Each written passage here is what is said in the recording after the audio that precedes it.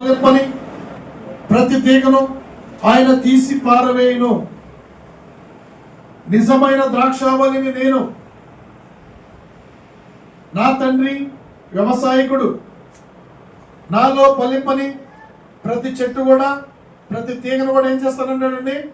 తీసి పారవేస్తాడు. ఎందుకని? ఆయన వ్యవసాయకుడు, మనము ఈ లోకము పొలము. ఈ లోకంలో మనము ఉన్నాం కాబట్టి మన ఏంది? ద్రాక్షావళి. మనము ద్రాక్షావళి. ఆయన వ్యవసాయకుడు, పొలాన్ని వ్యవసాయం చేస్తున్నాడు.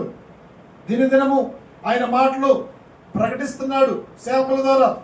దినదినము ఆయన మాటలు, దినదినము ఆయన సేవకుల ద్వారా వినిపింపజేస్తున్నారు ప్రియ దేవుని బిడ్డ. అందుకని మనం ఏం చేయాలి? దినదినము ఆయన వాక్యం విని వాక్యానుసారంగా మనం నడుచుకున్నప్పుడే ఫలింపు. వాక్యం విని వాక్యానుసారంగా నడుచుకోవటం, వాక్యానుసారంగా జీవించడమే ఫలింపు. అందుకని నా తండ్రి వ్యవసాయకుడు, మీరు ద్రాక్షావళి. మీరు ద్రాక్షావళి కాబట్టి మనం తీగ పారి ఎలా ఉండాలి? ఆ తీగ పారి గోడల మీద ఎక్కాలి. తీగ అటు ఇటు వ్యాపించాలి. అంటే ఆత్మలో ఫలించాలి, ప్రార్థనలో ఫలించాలి, వాక్యంలో ఫలించాలి, స్తుతించడంలో ఫలించాలి, కీర్తించడంలో ఫలించాలి. ప్రియ దేవుని బిడ్డ, ఫలింపకపోతే దేవుడు ఏమంటాడు? తీసి పారవేస్తానంటాడు దేవుడు. హల్లెలూయా, హల్లెలూయా. మనం ఏం చేస్తామండి? మనకి పల్లెపరాని చెట్టుని ఏం చేస్తాం? పైన సొర చెట్టు మనం ఏం చేసామండి? అది మనకి పనికిరాదు, తీసి పారేసి అంతే, దానికి కాల్ చేసాం. అలాగనే మనం కూడా, దేవుడు కూడా ఏమంటున్నాడు? మీరు ద్రాక్షావళి, మీరు నా యొక్క ద్రాక్ష వనం అంటాడు దేవుడు. చదువుదాం యెషయా 5:7 చదువు. ఇజ్రాయేల్ ప్రజలు ఏమన్నాడండి? ద్రాక్ష తోట. నేను కూడా ఏమనండి? ద్రాక్ష తోట. అయినా ఆ తోటలో మనం ఏం చేయాలి? ఫలించాలి. ఈ లోకంలో మనం ఫలించాలి ప్రియ దేవుని బిడ్డ. జాన్వేసులి, ఈ లోకంలో మనం ఏం చేయాలి? ఫలించాలి. మనం ఏమన్నాడు? మనకి ఏ పేరు పెట్టాడు? బిరుదు ఏం ఇచ్చాడు? ఇజ్రాయెల్ ప్రజలు ద్రాక్ష తోట. ప్రియ దేవుని బిడ్డ, దేవుడు ప్రతిరోజు కూడా, ప్రతి వారం కూడా ఆయన ఒక ప్రత్యేకంగా మాట్లాడుతుంటాడు. వాక్యం ఒకటే. ఆ వాక్యంలో భావము, వాక్యంలో సారాంశం మనం అర్థం చేసుకోవాలి ప్రియ దేవుని బిడ్డ. ఏదో చెప్తుంటారు, అందరూ చెప్తుంటారు, అది కాదు. వాక్యము సారాంశం మనం తెలుసుకోవాలి. వాక్యం సారాంశం తెలుసుకోకపోతే మనం ఏమీ అర్థం కాదు. అందుకని మనం ఏం చేయాలి? చెవుని మనం దేవుని వాక్యం వైపు పెట్టాలి. హృదయం మనం ఏం చేయాలి? స్థిరపరచుకోవాలి ప్రియ బిడ్డ. అందుకని వాక్యమును వినకుండా చెవును తొలగించుకున్నవాడు శాపగ్రస్తులని దేవుడు వాక్యం సెలవిస్తుంది. కాబట్టి మనం ఏం చేయాలి? వాక్యమును విని వాక్యానుసారంగా నడుచుకున్న వారిని ఏమన్నాడు? వాడే నీతిమంతుడు. వాక్యం విని వాక్యానుసారంగా నడుచుకున్న వారే నీతిమంతులు. వాక్యం విని వాక్యానుసారంగా నడుచుకున్న వారే బండ మీద కట్టుకున్న బుద్ధిమంతులు ప్రియ దేవుని బిడ్డ. అందుకే మనం ఏం చేయాలి? వాక్యాన్ని విని గ్రహించాలి. అది ఒక్కొక్కరు ఒక్కొక్క రకంగా చెప్తుంటారు ప్రియ బిడ్డ. అలా కాదు, దాంట్లో మనం సారాంశం తీయాలి. దాంట్లో ఒకటి మధురమైన తీయాలి, అప్పుడు మనకి అర్థమైంది. అందుకే దేవుడు ఏమంటాడు? చెవి మాటలను పరీక్షించదా? యోబు 34:2. యోబు 34:2. యోబు 34:2 త్వరగా చదివితే త్వరగా మనం ముగించుకుందాం. హల్లెలూయా.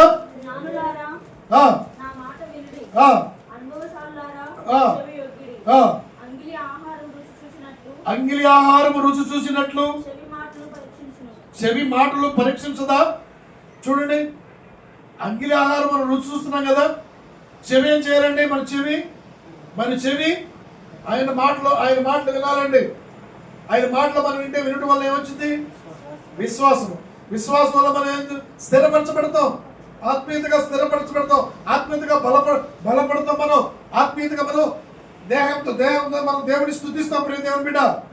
కాబట్టి మనం ఏం చేయాలి? వినాలి, విశ్వాసం కలిగి ఉండాలి. విశ్వాసం ద్వారా మనం నీతిమంతులు. మనం విశ్వాసం ద్వారా మనం బలపడతాం ప్రియ దేవుని బిడ్డ. మనం మందిరానికి వస్తున్నప్పుడు మనం ఏం చేయాలి తెలుసా?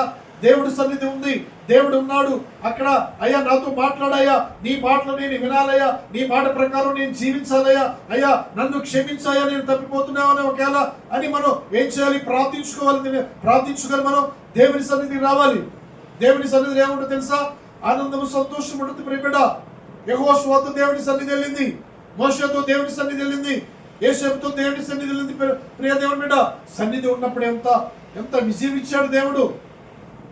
యేసేపు ఏ పాపంలో పడిపోలేదు, దేవుని సన్నిధి ఉంది, దేవుని పరిశుద్ధాత్మ ఉన్నది కాబట్టి యేసేపు పాపంలో పడిపోలేదు. మోషే ఐగుప్తు ఫరో దగ్గరికి పోయినప్పుడు కూడా మోషే అడుగుతాడు, అయ్యా నేను నత్తివాడిని, అయ్యా నాకు మాటలు రావయ్యా, నేను వారితో నేను ఎలాగ మాట్లాడాలి అంటే, నీకు తోడుగా నేను నీ అన్నని పంపిస్తున్నాను, ఆరోన్ని నా సన్నిధి నీకు తోడుగా వచ్చిందని చెప్పి పంపించాడు. ఆయన బలమైన సన్నిధి తోడుగా ఉంచి 12 లక్షల జనాన్ని కాల్పలాన్ని నడిపించుకొస్తున్నప్పుడు 6 లక్షల మందిని మిగిలిపోయారు. ఎక్కడండి? సీను అరణ్యానికి వచ్చిన తర్వాత ప్రియదేవుని బిడ్డ, సీను అరణ్యం అంటే ఇసుక ప్రాంతం, అక్కడ నీళ్లు దొరకదు, ఆహారం దొరకదు, పచ్చని చెట్టు కూడా కనపడదు. చూడండి, సీను అరణ్యము. సీను అనగా అక్కడ ఏం దొరకదండి. కాబట్టి అక్కడ దేవుని శోధించారు. మన దేవుని సన్నిధి మనతో ఉండాలి. మీ కుటుంబంలో సన్నిధి ఉండాలి, మా కుటుంబంలో సన్నిధి ఉండాలి. సన్నిధి ఉంటే ఎంత సంతోషం తెలుసా? నిత్య సంతోషం నుంచి సుఖములు వారి తలల పైన ఉంటాయి. ప్రియబిడ్డ, ఆయన సన్నిధి రావాలి. అయ్యా నీ సన్నిధి నాతో రాని అయ్యా, నీ సన్నిధి మా గృహంలో ఉంచాయ్యా, నీ సన్నిధిని అయినా నా ప్రయాణంలో ఉంచాయని మనం దేవుని ప్రార్థించుకొని మనం బయటికి వెళ్ళాలి. ప్రియబిడ్డ, హల్లెలూయా. కాబట్టి మనము ఏం చేయాలని? వాక్యం విని వాక్యానుసారంగా నడుచుకుంటే మనం ఫలిస్తాం. దేవుడు, నేను వ్యవసాయకుడిని, మీరు ఫలించాలి, నాలో మీరు ఫలిస్తేనే తప్ప అంటాడు. కాబట్టి మీరు నిజమైన ద్రాక్షావళి. నాకు బిరుదు పెట్టాడు. మనందరికి ఇజ్రాయెల్ అనగా దేవునితో పోరాడేవాళ్ళం మనం, దేవునితో నడిచేవాళ్ళం మనం, దేవునితో మనం నడిచేవాళ్ళం. కాబట్టి మన ఏం బిరుదు ఇచ్చాడు? బాయ్, ఫలించలేకపోతే నేను మిమ్మల్ని ఏం చేస్తానన్నాడు? తీసి పారవేస్తానని దేవుడు స్పష్టంగా తెలియపరుస్తున్నాడు. ప్రియబిడ్డ, అందుకనే దేవుడు ఒక ద్రాక్షని త్రేగని ఏం చేశాడు? పొలంలో నాటాడు. పొలంలో నాటితే అది దాన్ని తీసుకొచ్చాడు, అందంగా ఉంది, బాగుంది.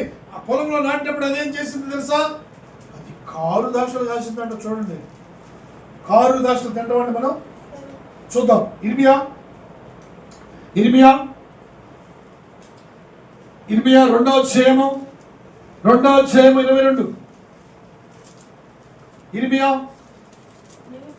2వ అధ్యాయము 22. 21 నుంచి చదవండి. 21 నుంచి చదవండి. శ్రేష్టమైన ద్రాక్షావళి అంటే దానిగా నేను నిన్ను నాటి తిని కేవలము నిక్కమైన విత్తనములని చెట్టు వంటి దానిగా నిన్ను నాటి తిని గాని నాకు జాతిహీనపు ద్రాక్షవల్లి వలె నీవెట్లు భ్రష్ట సంతానమైతివి. చూడండి, నిక్కమైన విత్తనముగా నాటాడు దేవుడు. ఈ పొలంలో నాటాడు నిన్ను నన్ను ప్రేమించి రక్షించాడు. ఎంతగానో ప్రేమించి రక్షించాడు. నీవు నాలో ఫలించాలి, నీవు నాలో అభివృద్ధి పొందాలి. దేవుని ప్రియబిడ్డ, నిక్కమైన విత్తనంగా నాటితే ఏం కాయలు కాసిందండి? ఇది కారు కాయలు అంట. కారు కాయలు అంటే ఏంది? పనికిరాని చేదైని తినగొండి మనం తింటామండి చేది. వాటిని మనం అసహించుకుంటాం. ప్రియబిడ్డ, మనలో కూడా అలాంటి ఫలాలు ఉండాలి, మంచి ఫలాలు ఉండాలి. కారు ఫలాలు కాదు, కారు ద్రాక్ష కాదండి. దేవుడు భుజించే ఫలముగా ఉండాలి మనం. దేవుడు భుజించే ఫలము ఉంటే ఎంత ధన్యతో తెలుసా ప్రియబిడ్డ? నేను నిన్ను నిక్కమైన విత్తములుగా నాటానే పొలంలో, ఈ లోకంలో నిన్ను పుట్టించానే, నీ తల్లి గర్భమున పిండమై రూపించబడక ముందే నీ యొక్క చర్యలో నేను తెలుసుకున్నానే, ఈ లోకంలో నిన్ను ఉంచానే. నీ సాక్ష్యం ఏది? నీ ఆత్మీయ స్థితిని ఏది? నువ్వు ఇచ్చిన రక్షణ పాత్రను ఎలాగ చేపుచ్చుకొని నడుస్తున్నావు ప్రియబిడ్డ అని ఈరోజు దేవుడు నిన్నే అడుగుతున్నాడు. ప్రియబిడ్డ, తన దాసుల ద్వారా ప్రకటిస్తున్నాడు. ప్రియబిడ్డ, నువ్వు జాతిహీనపు ద్రాక్షావళి కాయుటకు కారణం ఏంటో తెలుసా? కారణం ఏంటో తెలుసా? నిన్ను ద్రాక్షావళిగా నాటే గాని నీవు పండ్లు ఫలించలేదు. నువ్వు పండ్లు ఫలించలేదు కాబట్టి నేను నిన్నేం చేస్తున్నాను? తీసి పారవేస్తాను ఎండలో. చదువుదాం. యెషయా 5వ అధ్యాయము. యెషయా 5వ అధ్యాయము 4, 1, 2, 3, 4 వస్తుంది చదువమ్మా. 5వ అధ్యాయం 4 వస్తుంది. నేను నా ద్రాక్ష తోటకు చేసిన దానికంటే మరేమి దానికి చేయగలను? అది ద్రాక్ష పండ్లు కాయనని నేను కనిపెట్టినప్పుడు అది కారు ద్రాక్షలు కాయటకు కారణం ఏంటి? ఆలోచించండి. కారు ద్రాక్షలు కాయటకు కారణం ఏంటి? కారు ద్రాక్షలు అంటే ఏంటో తెలుసా? శరీరానుసారంగా ప్రవర్తన, ఆత్మ ఫలాలు లేవు. కారు ద్రాక్షలు కాస్తుంది అది. ఈ లోకంలో నిన్ను రక్షించాడు, దేవుని సొత్తుగా ఏర్పరచుకున్నాడు. ఆయన ఆకాశంలో ఉన్నాడు, మనం భూమిపైన ఉన్నాం. మనం ఏం కాయాలండి? మంచి ఫలాలు ఫలించాలి, మధురమైన ఫలములు ఫలించాలి. దేవునికి ఇష్టమైన ఫలాలు ఏంటో తెలుసా? దేవునికి ఇష్టమైన ఫలాలు 9 ఉన్నాయి. అయితే దేవునికి ఇష్టంగా మనం ఆ ద్రాక్ష తోటలో మనం దేవునికి ఇష్టంగా ఫలించాలి. చదువుదాం. 5:1 నుంచి చదువుదాం. యెషయా 5:1 నుంచి చదవాలి. నా ప్రియుని గురించి పాడెదను వినుడి, అతని ద్రాక్ష తోటను బట్టి నాకిష్టడైన వారిని గురించి పాడెదనని వినుడి. సత్తువ భూమి గల కొండ మీద నా ప్రియునికి ఒక ద్రాక్ష తోట ఉండెను. ఆయన దానిని బాగుగా త్రవ్వి రాళ్లను ఏరి అందులో శ్రేష్టమైన ద్రాక్ష తీగలను నాటించెను. దాని మధ్యను బురుజు ఒకటి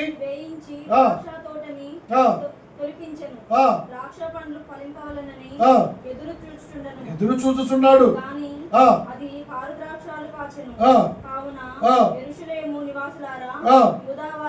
యూదావారులారా, నా ద్రాక్ష తోట విషయము నాకేమో న్యాయం తీర్చవలనని మిమ్మల్ని వేడుకుంటున్నా. చాలు. చూడండి, ద్రాక్ష తోటలో ఇష్టమైంది ఏం చేశాడండి? అక్కడ తీసుకొచ్చి తోటలో బాగుగా తవ్వి రాళ్ళను ఏరి అందులో శ్రేష్టమైన ద్రాక్ష తీగను నాటించాను. బురుజులు కట్టించాడు, నీళ్ల తోటలు కట్టించాడు, నీళ్లు బాగా దానికి సాగు చేస్తున్నాడు. దాని మధ్య ఒకటి బురుజు కట్టించి తొట్టిని తొలిపించి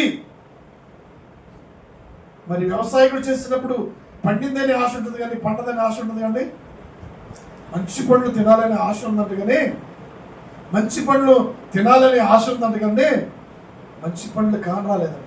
చూడండి, మీరే న్యాయం తీర్చండి, మీరే న్యాయం తీర్చండి అడుగుతున్నాడు తోటమాలి. యెరూషలేము నివాసులారా, యూదా వారులారా, నా ద్రాక్ష తోట విషయంలో నాకు న్యాయము తీర్చరాని వేడుకొంచున్నాను. చూడండి, న్యాయం ఎవరు తీస్తారండి? ప్రజలు తీస్తారా? దేవుడే న్యాయం తీర్చేది. ఆయన నీతి న్యాయములైన దేవుడు. ఆయన నీతి న్యాయములైన తీర్పు తీర్చును. ఆయన కోపము నిమిషం మాత్రమే ఉండడు ప్రియ దేవుని బిడ్డ. కాబట్టి న్యాయం తీర్చేది ఎవరండి? ఆయనే. రేపు న్యాయం తీర్చేది మీరు. న్యాయం తీర్చరా మీరు అని అడుగుతున్నాడు తోటమాలి. రేపు నేను చేసిన ప్రతి దాన్ని కూడా, ప్రతి అతిక్రమం కూడా దేవుడు శరీరానుసారంగా ప్రవర్తించిన ప్రతి ప్రవర్తన కూడా దేవునికి మనము ఏం చెప్పాలి? లెక్క చెప్పాలి. తీర్పులో మనం నిలబడాలి ప్రియబిడ్డ. ఆ తీర్పులో మనం దేవుని ఎదుట తల ఎత్తుకొని నిలబడే వాళ్ళగా ఉండాలా? తల దించుకొని నిలబడే వారిగా ఉండాలి ప్రియబిడ్డ. నిన్ను నిక్కమైన విత్తనముగా నాటాను ఈ లోకంలో. నీవు కారు ద్రాక్షలు కాసావు, నాకు తినకుండా ఫలములు ఫలించావు. నువ్వు నాకు ఇష్టమైన ఫలములు ఫలించలా. నిన్ను మంచి విత్తనముగా నిన్ను నాటాను. నా ద్రాక్ష వనములో నిన్ను తీగ నాటాను. అయినా కానీ నాకు భుజించే ఫలములు నువ్వు భుజించలేదు. నాకు న్యాయము తీర్చు, నాకు న్యాయము తీర్చుమని అడుగుతున్నాడు తోటమాలి. ఎందుకు కారు ఆయనకు రాసిందంటే లోకం వైపు, పాపం వైపు, శరీరాశ, నేత్రాశ, జీవపడములో పడిపోయి దేవునికి విరోధంగా నడుచుకుంటే కారు ద్రాక్షలు కాస్తారు. కారు ద్రాక్షలు అంటే శరీరానుసారంగా ప్రవర్తించడం, శరీరానుసారంగా నడుచుకోవడం. ఇవి దేవుని బిడ్డలకు తగవు. ఈరోజు ప్రియ దేవుని బిడ్డ మనతో మాట్లాడుతున్నాడు, ముచ్చటిస్తున్నాడు. ఎందుకంటే మనము తప్పిపోయామేమో. ఇంత గొప్ప రక్షణ భాగ్యం మనకి ఇచ్చాడు. ఇన్ని సంవత్సరాలు మంది ఆయన తోటలో మనం నాటాడు. నాటినప్పుడు మనం ఏం చేయాలండి? ఫలించాలి బిడ్డ. కారు ద్రాక్షలు మనం ఫలించకూడదు. ఆయన భుజించే ఫలములు ఫలించాలి. మనం ఫలించినప్పుడు ఆయన సంతోషించాలి. ప్రియబిడ్డ, ఆయన సంతోషించాలంట దేవుళ్ళు ఫలిస్తే. యోహాను సువార్త 15వ అధ్యాయము 6వ వచనం చదవాలి త్వరగా. ఇంకా 3-4 చదువుకొని ముగించుకుందాం. యోహాను సువార్త 15వ అధ్యాయము 6వ వచనం. ఎవడైనను నా యందు నిలిచి ఉండని ఎడల వాడు తీగవలే బయట పారవేయబడును. ఎండిపోతుంది. తీగ మనం పీకి పారవేస్తే ఏమైందండి? అది ఎండిపోయింది. అంతే. అది ఎండిపోయిందంటే సారం ఉంటుందా? ఎండిపోయిందంటే ఫలించిందా? ఫలించదు ప్రియబిడ్డ.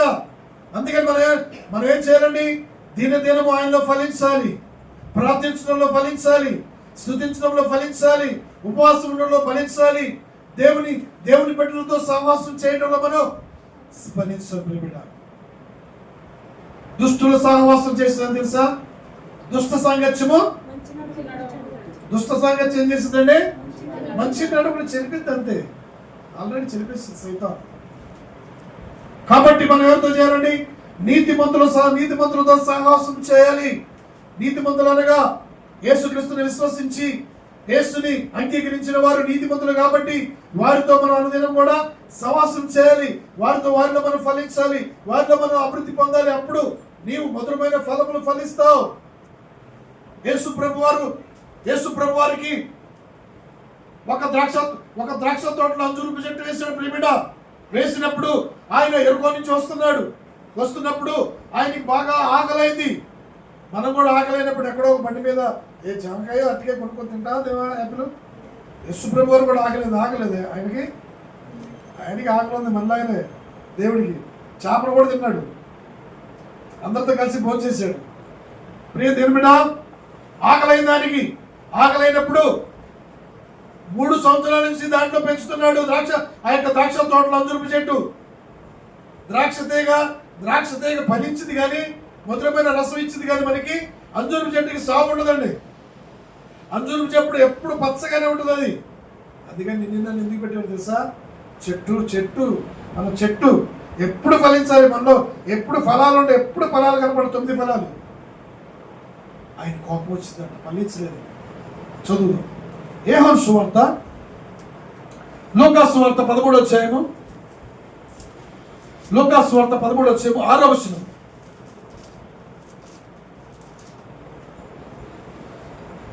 లూకా సువార్త 13. ఆ మనుషులైతే చెప్పమ్మా, చదవమ్మా. ఒక మనుషుని ద్రాక్ష తోటలో అంజూరపు చెట్టు నాటబడిను. అతడు దాని పండ్లను వెతక వచ్చినప్పుడు ఏమీ దొరకలేదంట. కనుక ఇదిగో 3 ఏళ్ల నుండి నేను ఈ అంజూరపు చెట్టును పండ్లను వెతకవచ్చున్నాను కానీ ఏమీ నాకు దొరకలేదు. దీనిని నరికివేయము. దీని వలన ఈ భూమి ఒక్క నిమిషం.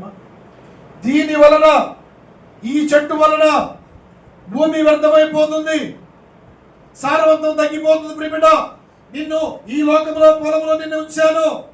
నేను నిన్ను ఆత్మీయంగా బలపరిచాను. నేను ప్రేమించి నిన్ను రక్షించాను. నీలో ఫలములేయి, నేను భుజించే ఫలములేయి, నేను ఇష్టముగా తినే ఫలములేయి.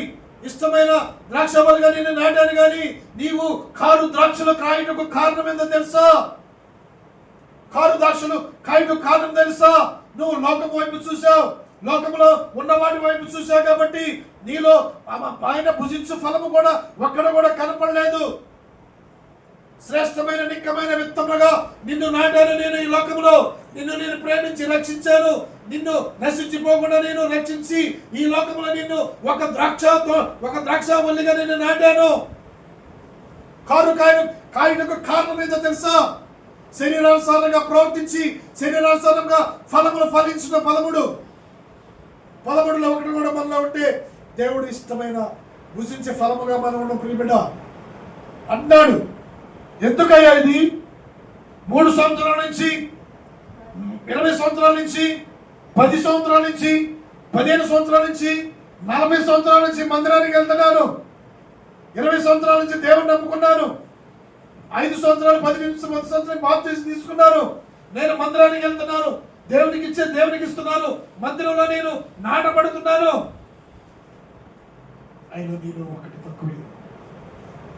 నీలో ఒకటి తక్కువైంది. ఆయన భుజించే ఫలము లేదు నీలో. హల్లెలూయా. ద్రాక్ష తోటలో ఉంచాడు. ద్రాక్ష తోటలో అంజూరపు చెట్టు ఉంచాడు. ద్రాక్ష తోట అంటే మనమే, ఇజ్రాయెల్ ప్రజలు. మన మధ్యలో ఒక అంజూరపు చెట్టు ఉంచాడు. ఉంచినప్పుడు అంజూరపు చెట్టు ఎప్పుడు కూడా ఫలములు ఫలించిందండి. ఎప్పుడు దానికి సాగు ఉండదు. ఎప్పుడు కూడా పచ్చగానే ఉంటుంది. అది నీళ్ళు మోస్తుంటే అది ఫలించిపోవడం కారణం ఏంటి తెలుసా? పచ్చగా ఉండేది ఫలించకపోతే ఎవరికైనా ఆశ్చర్యం కదా? ఎవరికైనా ఆశ్చర్యమే. ఎందుకు ఫలించలా? నీళ్లు పోస్తూనే ఉన్నారు, ఎరువు వేస్తూనే ఉన్నాడు, కంచె వేస్తూనే ఉన్నాడు. చదువు కింద. దీని వలన ఈ భూమి ఎలా వ్యర్థమై ద్రాక్ష తోట మాలితో చెప్పాడు. అయ్యా నేను దాని చుట్టూ త్రవ్వి ఎరువు వేయి మట్టుకు ఈ సంవత్సరం కూడా ఉండని అయ్యా. అది ఫలించినా సరే లేని ఎడల దానిని నరికివేయి. చూడండి, ద్రాక్ష తోటమాలు ఎవరండి? సేవకులు. ద్రాక్ష తోట యజమాని దేవుడు. ద్రాక్ష తోట మాలితో చెప్తున్నా ఏమని? ఇది 15 సంవత్సరాల నుంచి నేను నాటానయ్యా, 40 సంవత్సరాలు నేను పుట్టక క్రైస్తవున్నాయా అంటారు. ఏ ఫలాలు నీలో? ఏ ఫలాలు నీలో? దేవుడు నిన్ను అడుగుచున్నాడు ఈరోజు ప్రియమిడ. యేసు రక్తంలో కడగబడిన ప్రతి ఒక్కరు కూడా మనము ఆత్మ ఫలాలు ఫలించాలి. మారు మనసు తగిన ఫలాలు ఫలించాలి. మారు మనసు మనలో కలిగి ఉండాలి. దేవుడు ఈరోజు తన పరిశుద్ధ లేఖనం ద్వారా మాట్లాడుతున్న ప్రియమిడ, ఇదెందుకయ్యా?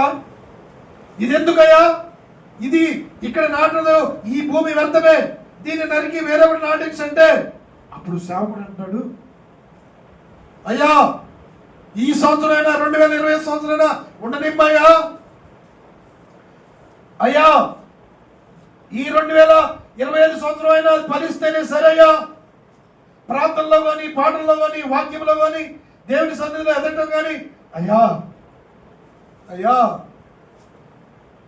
అయ్యా నేను ఎరువు వేస్తానయ్యా, నేను కంచె వేస్తానయ్యా. అయ్యా ప్రతిమలాడు కూడా దేవుని సేవకులు ఏర్పరచుకున్నారు. దేవారాత్రములు మొరపెడుతుంటారు ప్రియబిడ్డ. దేవుడు ఏర్పరచుకున్న సేవకులు మీకోసము, లోకం కోసం, ప్రజల కోసం దేవారాత్రులు చేతులతో మొరపెడతారు. అయ్యా ఈ 2020 సంవత్సరాలైనా దీని ఉండని అయ్యా, దీన్ని నేను కాపు కాస్తానయ్యా, చుట్టూ కంచె వేస్తానయ్యా, తగ్గుతానయ్యా, ఎరువు వేస్తానయ్యా అయ్యా అని ప్రతిమలు ఆడుకుంటా ప్రియబిడ్డ. తోటమాలి వద్దు, ఇది ఎందుకు భూమి వ్యర్థమైపోతుంది. భూమి మీద వ్యర్థంగా ఉంటే ఫలాలు లేవు దీనికి, నేను భుజించే ఫలము లేదు దీనికి. పచ్చగా ఉంటుంది కానీ ఫలాలు లేవు. భుజించు ఫలము లేకపోతే ఇది ఎందుకు? ఇది భూమి వ్యర్థమైపోతుంది, సారవంతం తగ్గిపోతుంది. తీసేయ్, నరికేయ్. నరకబడి ఎక్కడ వేస్తారు తెలుసా? నరకబడి బయట పారవేస్తారు. చదువుదాం మత్తయి సువార్త 3:10. మత్తయి సువార్త 3:10. హల్లెలూయా. మంచి ఫలాలు ఫలింపని ప్రతి చెట్టును కూడా ఎక్కడేస్తారండి? అగ్నిలో వేయబడును. అగ్నిలో వేసిన తర్వాత ఏమైందండి? అది అగ్నిలో వేయబడును. అగ్నిలో వేయబడును. చదువు చాలమ్మా. అగ్నిలో వేయబడును. మనం బయట పారవేసిన తర్వాత అది ఏం చేస్తామండి? అది ఎండిపోయిన తర్వాత మనం ఏం చేస్తుందండి? అగ్నితో కాల్చి వేస్తాం. అందుకనే ఫలాలు మనం కనపడాలి. దేవునికి ఇష్టమైన ద్రాక్షావళిగా మనం ఫలించాలి. నిజమైన ద్రాక్షావళి నేను, తీగల మీరు నాలో నిలిచి ఉంటేనే తప్ప, నాలో మీరు ఫలిస్తేనే తప్ప. దేవుడు అడుగుతున్నారు, ప్రియబిడ్డ నిన్ను నన్ను ఆయనలో మనం ఫలిస్తేనే. ఆయనలో మనం ఫలిస్తే మనం ఏం చేస్తాం? యుగయుగాలు ఆయనతో కలిసి ఆనందిస్తాం, సంతోషిస్తాం. సూర్యుడు చంద్రుడు లేని రాజ్యంలో, ఆకలి దుఃఖము లేని రాజ్యంలో మనం ఏం చేస్తామండి? ఆయనతో సంతోషించి ఆనందిస్తాం. ప్రియబిడ్డ ఇక్కడ ఏమన్నాడండి? నరకబడి అగ్నిలో వేయబడును. నరకబడి అగ్నిలో వేయబడును. అగ్నిలో వేసిన ఏమండి? కాలిపోతాయి, తీగ మొత్తం కాలిపోతాయి. ప్రియదేని బిడ్డ, నరకబడి అక్కడ అగ్నిలో వేసినప్పుడు ఏముంటుందో తెలుసా? ఫలింపలేని ప్రతి ఒక్కరు కూడా ఏడుస్తారంట, పండ్లు కొరుకుతారంట, దుఃఖపడి వేదన పడతారంట. చూద్దాం మత్తయి సువార్త 13వ అధ్యాయము. మత్తయి సువార్త 13వ అధ్యాయము. 13వ అధ్యాయము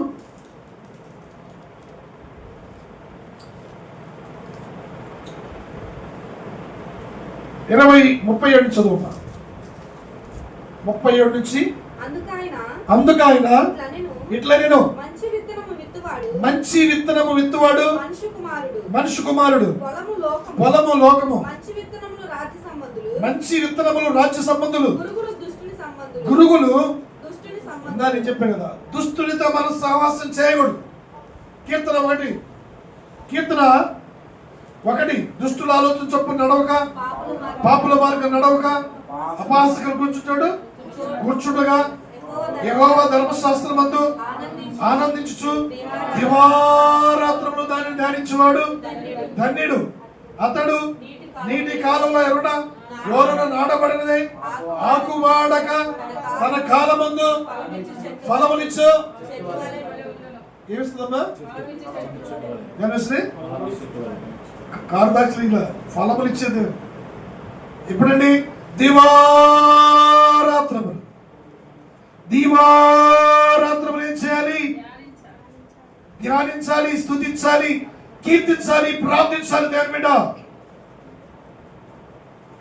దుష్టులు ఎవరండి? సైతాన్, లోక సంబంధులు.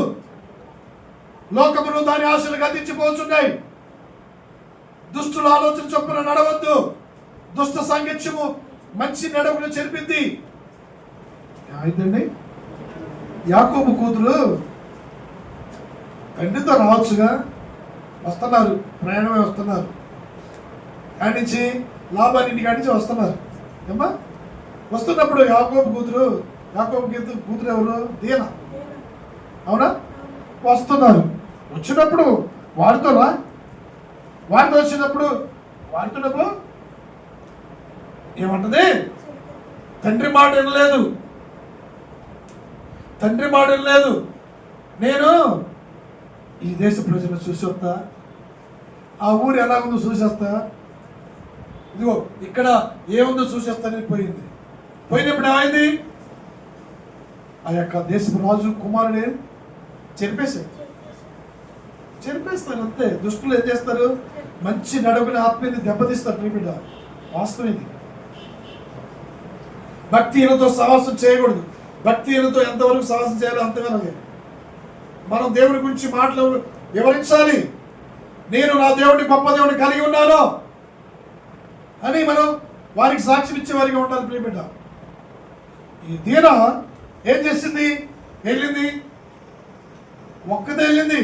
మన ఏమైనా తీసుకెళ్ళా వెళ్ళి నేను చూసేస్తాను వెళ్ళింది. ఆ రాజు కూడా కన్నేసాడు, చంపేసేసాడు. చూడండి అక్కడ ఎంత ఘోరం జరిగిందో తెలుసా? ఆ అమ్మాయి గురించి ఎంత ఘోరం జరిగిందో. ఆ దేశం మీద పడి ముగ్గురు అందరూ చంపేసారు అందరినీ. యాకోబు మీద ఎంత పాతకం వచ్చింది తెలుసా? ఎంత బాధపడ్డాడు యాకోబు. ఆ పోకపోతే ఎంత బాగుండేది. ఆ అమ్మాయి అక్కడ పోకపోతే నేను అక్కడికే పోవాలి మండిపట్టు పెడితే ఏమైంది? ఏ అపాసకులు కూర్చుండగా యెహోవా ధర్మశాస్త్రమందు దివారాత్రములు ఆనందించేవాడు వారు నీటి కాలంలో ఎవరైనా నాటబడేది ఆకువాడికి తన కాలం ముందు ఫలమించు చెట్టు వలె ఉండడు. తన కాలం ముందు ఫలమిస్తాయి. తన కాలం ముందు మన ఫలాలు మనలో కనపడాలి. దేవుని ఏ కాలం అండి? అన్ని కాలాల్లో మన ఫలాలు ఉండాలి. అంజూరపు చెట్టు ఫలం లేకపోవడం కారణం తెలుసా? అన్ని కాలాలు ఫలించాలి కదా. అది అన్ని కాలాలు ఫలించాలి కదా. దాని పండ్లు లేవు ఆ కాలంలో. శిష్యులు అడుగుతారు, అయ్యా ఇది పండ్లు ఫలించే కాలం కాదు అంటారు. కాలం ఒకటే కదా, కాలాలు ఏం మారలేదు కదా. సూర్యుడు చంద్రుడు ఉదయిస్తున్నారు, ఆకాశ నక్షత్రాలు వస్తున్నాయి, భూమి పండుతుంది, సమృద్ధిగా తింటే కాలాలే మారిందా? ఏనా కాలం మారిందా? మనుషుల బుద్ధులే మారినాయి, కాలం మారిన. కాలాలు అయ్యా ఈ కాలం కాదు అంటే ఎప్పుడు పచ్చగానే ఉండాలి. దాని సాదృశ్యం ఏంటంటే అంజూరపు చెట్టు. మనం అంజూరపు చెట్టుగా సాదృశ్యం చెప్పాడు దేవుడు. ఎప్పుడు మనలో ఉండాలండి? 9 ఫలాలు మనలో ఉండాలి. మారు మనసు దగ్గర ఫలాలు ఉండాలి. అక్కడ లేకపోతే ఏమన్నాడు? చదువు అది ఇందాక 13వ అధ్యాయము చదువుతుంది. 13వ అధ్యాయము 38. ఆటంకములకు సకలమైన వాటిని దుర్నీతి పరులను సమకూర్చి అగ్నిగుండములో అక్కడ ఏడ్పుడు పట్లు కొరకటియును ఉండును. అప్పుడు నీతిమంతులు తమ తండ్రి రాజ్యములో సూర్యుని వలె చెవులు గలవారు వినుగా. చెవులు గలవారు వినాలి కదా. చెవులు ఉన్నాయి మనకి. ఎన్నుండే? ఒకటేనా? 2 చెవులు ఉన్నవాళ్ళు అలేదు చెప్పండి. చెవులు గలవాడు వినుగాక. ఏ వినాలండి? దేవుడి గురించి మాటలు మనం వినాలి. అందుకనే ఏమన్నాడు? చెడు గాంధీ గారు మనకు చెప్పారు నీతి సూత్రం. చెడు చూడవద్దు, చెడు మనం అంగీకరించి మనం నీతిమంతులు కాబట్టి మనలో ఉండాలి. ఆత్మ ఫలాలు కనబడాలి. ఆత్మ ఫలాలు 9 ఫలాలు మనలో కనబడాలి. ప్రియ దేవుని బిడ్డ, మారు మనసు దాని ఫలాలు. మారు మనసు మనలో ఉండాలి. మారు మనసు అంటే పాత మనసు కాదు, పాత రోత జీవితం కాదు. మారు మనసు మనలో ఉండాలి. మంచి మనసు ఉండాలి. మంచి మనసుతో మనం దేవుని స్తుతించాలి. మంచి మనసు దేవుని ఆరాధించాలి. మనసుకు తగిన ప్రతిఫలాలు మనలో ఫలించాలి. ఆ మారు మనసు తగిన ప్రతిఫలాలు ఏందో తెలుసా? గలతీయులకు రాసిన పత్రిక 5వ అధ్యాయము అయితే ఆత్మఫలం ఏమనగా 22 చదువు. అయితే ఆత్మఫలం ఏమనగా ప్రేమ, సంతోషము, సమాధానము, దీర్ఘశాంతము, దయాళత్వము, మంచితనము, విశ్వాసము, సాత్వికము, ఆశానిగ్రహము. ఇట్టి వాటిని విరోధమైన నియమం ఏది లేదు. క్రీస్తు యేసు సంబంధులు శరీరమును దాని ఇచ్చలతోనూ దురాశలతోనూ సిలువ వేసి ఉన్నారు. హల్లెలూయా, హల్లెలూయా. మనము క్రీస్తు యేసు సంబంధులమా కాదా? మనం ఎవరు సంబంధంలో అండి? గురువుల సంబంధంలో, క్రీస్తు యేసు సంబంధమా? క్రీస్తు యేసు సంబంధంలో. మనం యేసు రక్తంలో కడగబడిన మనం కాబట్టి మనం ఏ ఫలాలు ఫలించాలి? ఆత్మ ఫలాలు ఫలించాలి. క్రీస్తు యేసు నామములో మనం సిలువ వేయబడ్డాం కాబట్టి మనలో ఉండాలి, ఆత్మ ఫలాలే ఉండాలి. ఫలించాలి. ఫలించే చెట్టులాగా ఉండాలి. ఆయన భుజించే ఫలముగా ఉండాలి. కాబట్టి ఆత్మ ఫలం ఏమనగా ప్రేమ, సమాధానము, దీర్ఘశాంతము, దయాళత్వము, మంచితనము, ఆశానిగ్రహము, సాత్వికము. ఈ 9 ఫలాలు మనలో కనబడాలి. అప్పుడు దేవునికి ఇష్టమైన ద్రాక్ష తోటగా ఉంటాం. ఇష్టమైన ద్రాక్ష తీగగా మనం ఉంటాం. ఆయన భుజించు ఫలముగా ఉంటాం. ప్రియమైన బిడ్డ, కాబట్టి మనము ఆత్మ ఫలములు ప్రేమ కలిగి ఉండాలి. ప్రేమించే వారిగా మనం ఉండాలి. ఇతరులు మనం ప్రేమించే వారిగా ఉండాలి. దేవుని ప్రేమించే వారిగా ఉండాలి. ప్రేమేట రెండో చదువుమా. ప్రేమ సమాధానం. సమాధానపరచువారు ధన్యులు, వారు దేవుని కుమారులు అనబడతారని మత్తయి సువార్త 5:5. కాబట్టి మనము సమాధానం కలిగి ఉండాలి, శాంతి కలిగి ఉండాలి. ప్రేమేట మూడోది దీర్ఘశాంతము. దీర్ఘశాంతంలో ఉండాలి. మన శాంతాన్ని, మన సహనాన్ని కనిపెడుతుంటే సైతాను ఏదో రకంగా పిల్లలు మన కోపం తెప్పిటో, భార్య కోపం తెప్పి ఏదో దీర్ఘ సహనం కోల్పోయేటట్టుగా మనం ఏం చేయాలి? కనిపెట్టి సైతానా హో, నా దేవుడు గొప్ప దేవుడు, నేను సిలువ వేయబడ్డాను, నేను దినదినం చనిపోతున్నాను దేవుల్లో అని గద్దించుకో. చదువు 4. దయాళత్వము కలిగి ఉండాలి, దయ కలిగి ఉండాలి. ఎందుకని? ఆయన దయామయుడు కాబట్టి మనం దయ నడమ పేరు చదివి కదా, యెహోవా దయాళుడు, ఆయన కృప నిరంతరముడని ఇశ్రాయేలు ప్రజలు చెప్పారు. మనం కూడా ఏం చెప్పాలండి? ఆయన కృప అయ్యా, నీ కృప మాతో నిరంతరం ఉంచాయా, నువ్వు దయాళుడు అయ్యని మా పిల్లలతో మాతో ఉంచాయా, నువ్వు దయాళుడు అని నేను స్తుతిస్తున్నాను ఆయన మన దేవునికి సాక్ష్యం ఇచ్చేటట్టు. మనం చదువు 5. మంచితనం ఉండాలి, మనలో మంచితనం కనపడాలి. మంచితనం మనలో దేవుని చేత మనం మంచివారు అనిపించుకోవాలి. ప్రేమిడ ఒక తోటలో యజమాని 9 గంటలకు పొలాన్ని పిలిచాడు, 10ంటికి పొలాన్ని పిలిచాడు, 3ంటికి పొలాన్ని పిలిచాడు కదా. పిలిచినప్పుడు వాళ్ళందరికీ ఒకటే కూలి ఇచ్చాడు కదా అన్నా, ఒకటే కూలి ఇచ్చాడు కానీ వేరే కూలీ లేదు కదా. అప్పుడు అందరూ ఏందయ్యా వెనకొచ్చిన వాళ్ళకి చూడాలి. ప్రియబిడ్డ చదువు. సాత్వికము. సాత్వికం అంటే ఏంది? దేవుడు చెప్పింది చేయాలి, శాపలు చెప్పిన వాక్యం ప్రకారం మనం జీవించాలి. ప్రియబిడ్డ సాత్వికుడు ఎవరండి? బైబిల్ గ్రంథంలో సాత్వికుడు ఎవరు? మోషే. మోషే నా ఇల్లంతలో నమ్మకస్తుడు, సాత్వికుడు. మోషేకి నమ్మకంగా పనిచేశాడు, సాత్వికం అని చెప్పిందలా చేశాడు. 10 తెగుళ్ళు వచ్చినా కానీ భయపడలేదు. సాత్వికుడు. మనకి ఎన్ని తెగుళ్ళు వచ్చినా ఏమైంది? సాత్వికుడు మన పక్షమున ఉన్నాడు. ప్రియబిడ్డ భయపడాల్సిన పని లేదు, దేవుని వాక్యానికి లోబడు. సాత్వికుడు మనతో ఉన్నాడు కాబట్టి మనం సాత్వికత కలిగి ఉండాలి. సాత్వికం తర్వాత ఆశానిగ్రహం. ఆశ కలిగి ఉండాలి. ఆశ కలిగి ఉండడం మంచిదే. మనకి కలిగిన మించిన ఆశ కలిగి ఉండకూడదు. మనకి కలిగిన ఆశ మనకు కలిగి ఉండకూడదు. మనకి ఇది ఉంది, ఎవరో వాళ్ళకి బంగారం తెచ్చుకున్నారు, 3 నా పిల్లలు వృద్ధి చేయ, అయ్యా నా చంటి పిల్లలు ఆరోగ్యం తెచ్చేయ అని మనం ఏం చేయాలి? ప్రార్థించాలి ఆశానిగ్రహం కలిగి. ప్రియబిడ్డ హల్లెలూయా, అంతేనమ్మా. అందుకని మన ఆశానిగ్రహం కలిగి ఉండాలి. దేవుడు ఆశ కలిగి ఉండాలి. ఆశ కలిగిన ప్రాణాన్ని దేవుడు తృప్తిపరుస్తాడు. నీతిమంతుల ఆశ తీర్చబడును గాక. నీతిమంతుల ఆశ, మీ ఆశ దేవుడు తీర్చబడును గాక. దేవుడు ఈ సంవత్సరం మీ ఆశ తీర్చబడును గాక. మీరు ఏదైతే కోరుకొనిస్తున్నారో హృదయంలో దాని శాపల ద్వారా వెల్లడిపరుస్తున్నాడు. దేవుడు వాళ్ళ కోరిక తీర్చబడును గాక. అదే ఉంటుంది. దేవుడి యొక్క శాపన మాట రూఢిపరుస్తానని యెషయాలో ఉంటుంది కదా, దేవుడు రూఢిపరచబడును గాక. హల్లెలూయా. కాబట్టి మనం ఏం చేయాలండి? ఆత్మబలమును భరించాలి. ఆత్మబలంకి ఇంకా సాదృశ్యం ఉంది కానీ ఎక్కువ సమయం మనకు తెలియదు కాబట్టి దానికి ఇంకా వివరణ ఉంది. అది ఒక్కో దాని గురించి 9 రోజులు చెప్పుకోవచ్చు ఉపదేశం. హల్లెలూయా. కాబట్టి మనం నిజమైన ద్రాక్షావళి నేను, తీగల మీరు నాలో అంటకంటండి, నాలో ఫలించిన ప్రియబిడ్డ దివారాత్రం ధర్మశాస్త్రం నేను నడుచుకో. నేను భుజించే ఫలమునే ఉంటాను, నేను తినే ఫలముగా ఉంటా, మధురమైన ఫలముగా ఉంటావు. మారు మనసు తగిన ఫలాలు ఫలించు. మారు మనసు కలిగి ఉండాలి. దేవుడు ఫస్ట్ నుంచి చెప్తూనే ఉన్నాడు, ఆది కాండం నుంచి ప్రకటన వరకు ఏం చెప్తున్నాడు? మారు మనసు పొందు, నువ్వు మారు మనసు పొందు, మారు మనసు తగినట్టుగా ఫలాలు పొందుకో. మారు మనసు పొందిన ఎడల నేను మనసు పట్టిస్తాను, మారు మనసు పొందిన ఎడల నువ్వు అగ్నిగుండంలో భయపడతావు అని దేవుడు స్పష్టంగా తెలియపరుస్తున్నాడు. తెలియపరచట్లేదు, చాలా తెలియపరచాలి. విశ్వాసులకి, సేవకులు తెలియపరచాలి. దేవుడు గద్దించు మనుషుడు దండ్రుడు కదా. ప్రకటన అంటాడు, చదువు ఒకటి చదివి ముగించుకుందా. ప్రకటన ఒకటి చదివి ముగించుకుందా. ప్రకటన 2:22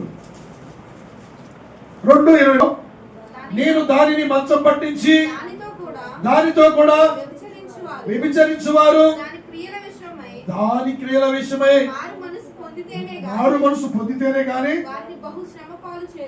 వారిని బహు శ్రమల పాలు చేతులు. చూడండి, యెజబెల్ ఎవరండి? ఆహాబు భార్య, ఇశ్రాయేలు యొక్క ఆహాబు భార్య నాబోతు ద్రాక్ష తోటను ఆక్రమించుకుంది, పొరుగు వారిని ఆక్రమించుకుంది. దేవుడు ఏలియా గారు వాగ్దానం హెచ్చరించాడు, హెచ్చరించినా కానీ వెళ్ళలేదు. ఇక్కడ ప్రకటనకు వచ్చేసరికి చివరికి వచ్చేసరికి ఏమైందంటే, నీవు మారు మనసు పొందితేనే తప్ప, నువ్వు మారు మనసు తగిన ఫలములు ఫలించితే తప్ప, మారు మనసు పొందడానికి దానికి మనసు ఇష్టం ఉంటుందా? ఎందుకని? లోకంలో లోకాశలో, శరీరాశలో, నేత్రాశలో, జీవటంలో పడిపోయింది. లోకంలో అన్ని నాకే కావాలి, లోకంలో నేను అనుభవించాలని సైతానుగాడు ఏం చేస్తున్నాడు? దుష్టుడు ఏం చేస్తున్నాడు? ద్రాక్షావళిని చెడగొడుతున్నాడు ప్రియబిడ్డ, నీ మనసును చెడగొడుతున్నాడు, నీ హృదయాన్ని చెడగొడుతున్నాడు ప్రియబిడ్డ. దేవుని దాసుని హెచ్చరిస్తున్నాడు ఈరోజు, నువ్వు మారు మనసు తగిన ఫలాలు నువ్వు ఫలించాలి. యెజబెలు నువ్వు ఫలించాలి. ఆహాబు నువ్వు అది ఆ యొక్క ఆలోచన మానుకున్నా కానీ మానుకోలేదు. పొరుగు వారిని ఆక్రమించుకుని ఏమో తెలుసా? దేవుడు హెచ్చరిస్తున్నాడు, నువ్వు మారు మనసు పొందితే తప్ప, లేకపోతే నువ్వు మారు మనసు పొందకపోతే నిన్ను మంచం పట్టిస్తా, నిన్ను మంచం పట్టిస్తా, జాగ్రత్త అన్నాడు. అన్నా కూడా వెళ్ళలేదండి. చూడండి ఎంత మొండి హృదయం,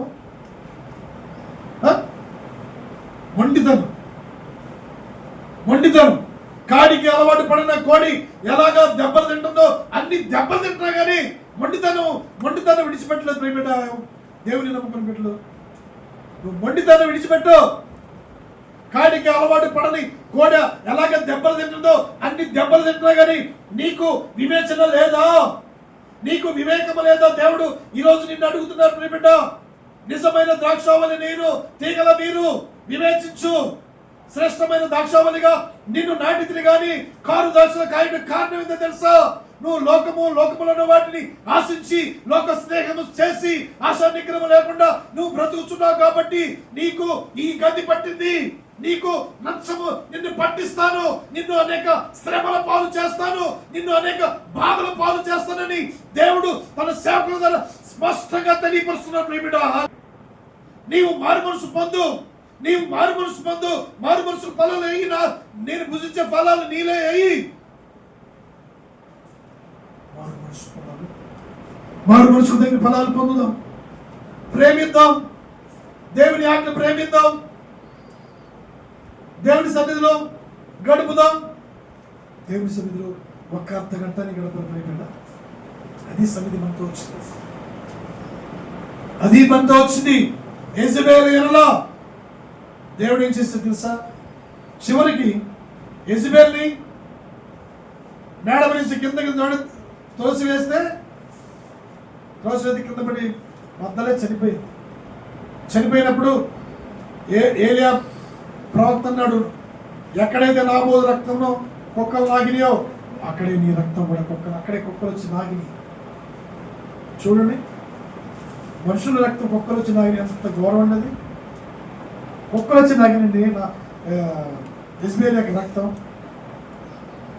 ఎన్నిసార్లు హెచ్చరించాడు దేవుడు, మారు మనసు పొందమ్మా, మారు మనసు పొందయ్యా, అయ్యా మారు మనసు పొందయ్యా, మారు మనసు ఫలాలు నాకు కనపడాలయ్యా, నాకు ఇష్టంగా ఉండాలయ్యా అని దేవుడు కోరుకుంటున్నాడు. కాబట్టి ఈరోజు మారు మనసు లేని ఫలాలు మనం ఫలిద్దాం, మారు మనసు పొందుదాం, ఎల్లప్పుడూ ఆయన ఎందుకు సంతోషిద్దాం, ఆయనకి ఇష్టంగా ఉందాం, ఆయన తోటలో మనం నాటపడదాం. హల్లెలూయా, హల్లెలూయా, హల్లెలూయా. కాబట్టి ఆయన భుజించే ఫలముగా మనం దేవుడి వాక్యాన్ని మనందరం హృదయం ఫలించి అభివృద్ధి పరచబడును గాక. ఆమేన్. హల్లెలూయా, హల్లెలూయా.